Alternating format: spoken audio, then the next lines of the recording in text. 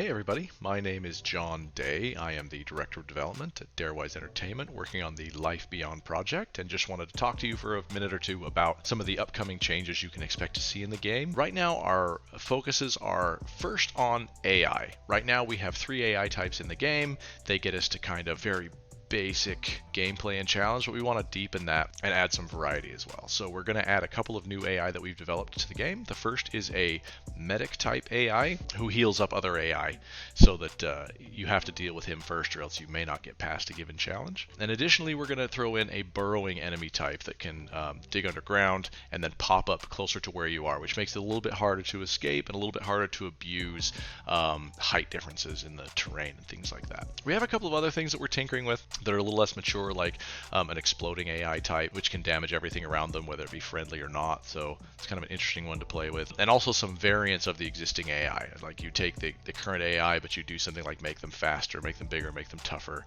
give them a shield that you have to knock off, things like that. So those are very, very early, and you'll probably see those coming a little later. Additionally, all of these things, we mostly prototype in gyms and other kind of like holodeck style levels that our developers use to test what they're doing, and we're going to make these available to the players. So if you want to see the freshest, earliest, potentially most brokenest stuff that we have, you'll be able to do that. We're also adding a new game mode to the game that we call Corruption, and this is where you as players go in and you're going to find an invasive plant species that's starting to kind of overgrow in parts of the world, and it needs to be controlled by using the construction system to build infrastructure that's going to hold that back and eradicate it. Simply pulling it out like weeds, I don't know if you've done that before, but the weeds tend to just kind of come back unless you do things a little more drastic. So not only are you going to eliminate the invasive weeds, but you'll be building machines and powering machines in place to ensure that they stay away for a long time. This also means adding a new map to the game, and we're going to be experimenting with ways that we build the map and ways that we lay out the map. We're not going to be doing procedural terrain just yet, although that is in the future for this game.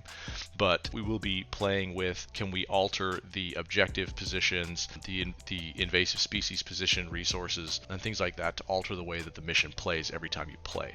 In addition, through some basic gear upgrading. So you'll gather materials and you'll get rewards from playing expeditions. You'll be able to invest those in your gear and thus upgrade and change the way that your gear behaves. And in a little bit in the further future, you'll be able to put very specific modifiers on your gear that'll allow it to change kind of the way that it plays and the way it feels, to really give you not just a pure increase in power, but also a little bit of a change in feel of the gear.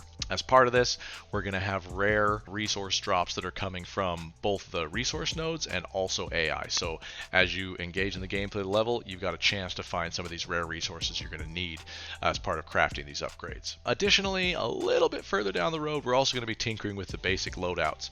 So as you change your loadout, we'll have a few pieces of gear that are completely new, that are just different gameplay concepts we want to try that I think plus up the cooperative potential of the gameplay and also really solidify sort of the overall gameplay feel that we wanted for each of the different loadouts. And last but definitely not least, we have some elements of our final art direction we're going to be bringing into the game. Everything you've seen in the game thus far has been placeholders. Some of them are pretty good looking placeholders, or they've been part of experiments in previous art directions, but this is something that we're going to be bringing in bit by bit. I think we'll start with the characters, but slowly but surely we'll be adding little bits of everything into the game. So expect to see the game visually start to change, in some ways pretty dramatically, but we're really excited about what all that can mean. As always, as you have feedback or questions, feel free to engage with our community management team. They're always happy to hear from you, and I look forward to talking to you guys again real soon in the future. Thanks.